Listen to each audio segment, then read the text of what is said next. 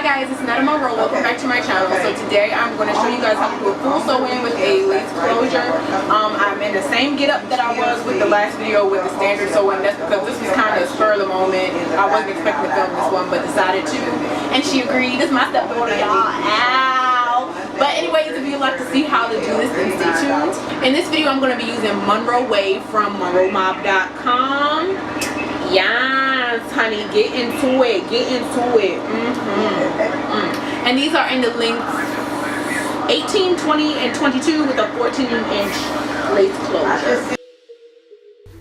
Okay, so the first thing that I am doing is creating that front braid. So I'm going to do probably about 4 of them on each side going away from the parting. And the reason why you want to do that is because I just want to make sure that the closure is going to lay super flat where I have it parted at once I do sew it down. So that was my first braid, and you always want to make that one nice and small. And then I'm just going to go through and do my second braid. And like I said, I'm doing 4 on each side. Now, depending on the person's head and how big the closure is, you'll have to, you know, pretty much kind of map out what you want to do in particular to each different person. But like I said, on her, I'm doing 4 and 4. You're listening to Redneck. So as I'm doing that, as you can see, I'm connecting those braids as well, because all of this is going to turn into one braid. And I've told you guys this on I believe the first standard sew-in video. I call this braid pattern the pitchfork. You can do this for standard sew-ins and for full sew-ins with lace closures. So now this is the final braid that I'm doing on this side, and then I just connect them all. And then I go down behind the ear, and then I'm gonna go across the nape with this braid. Then after that, I'm just going to do the other side just like I did this side, coming right from that parting. And then I'm going to come down behind the ear, and then I'm going to connect this braid that I'm about to do now to that braid. So yep, just braiding across, and then after that, just do the exact same thing to the other side, and then connect this braid to that one. And so it's going to create one braid from all of these braids.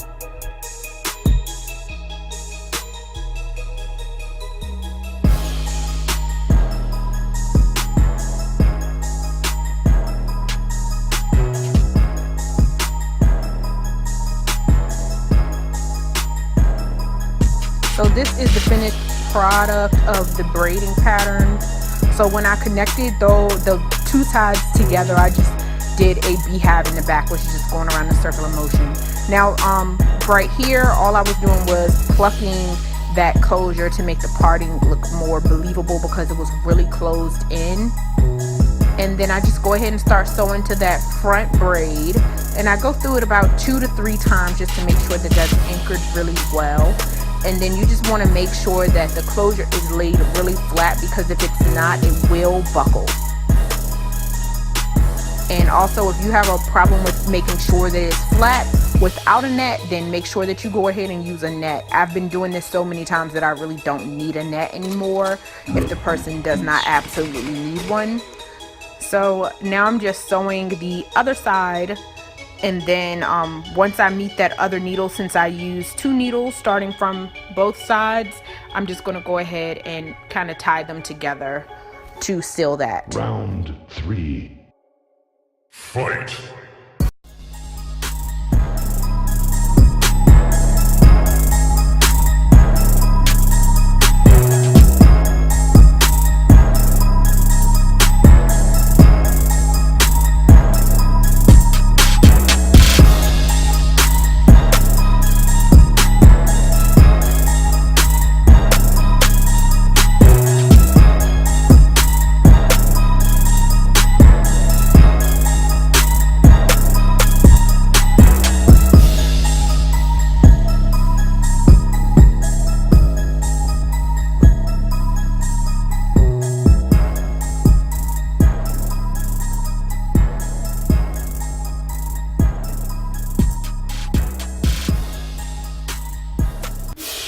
So what I do to kind of combat the the closure from sliding back as the hair grows, and I'm sorry you guys can't see this, I'm kind of out of focus and I'm all up in the way, is I part going across the closure.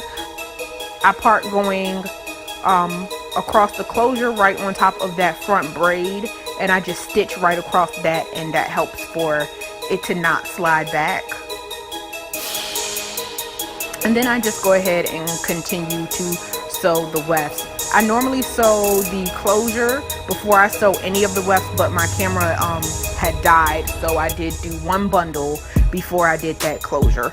But yeah, so now I'm just going to continue to sew in the wefts up until I get up to the closure. And I like to sew that last weft as close as possible to that closure, just in case I have to, like, you know, take it off and replace it, something like that. You know, I don't want the weft to actually be sewn to the closure, because once you do that, then the thread will unravel and it's hard to kind of lock that in again.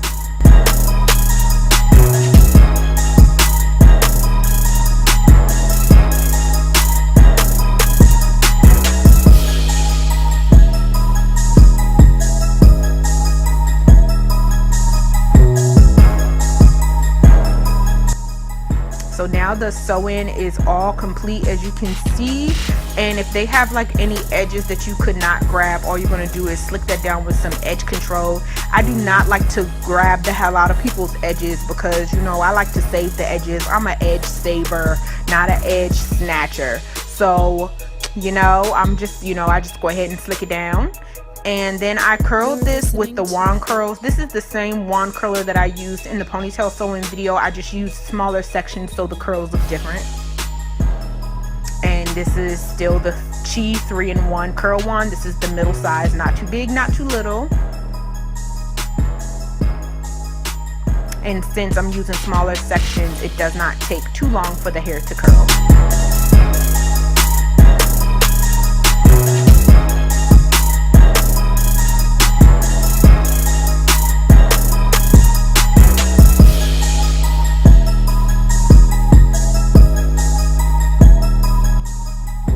And that's like the beauty of Monroe wave. Like, it is so easy to curl and it holds the curl so well. And of course it straightens really easily because it just has a slight wave to it. So now I'm done with curling it. Always make sure you let your curls cool, always, because that helps for them to stay a little bit longer. And this is the finished product. I did add a little bit of powder in that parting to make the to tint the lace a bit. But this is the finished product. I hope that you guys like it. As always, like, comment, and subscribe. I want to thank you all for watching. I hope this helped you guys, any stylists out there or aspiring stylists. And of course, I'll see you guys next time in my next video. If you have any kind of suggestions, any requests of any tutorials that you want to see, just leave them down below in the comment section, and I'll get to them as soon as I can find a client that is ready and willing.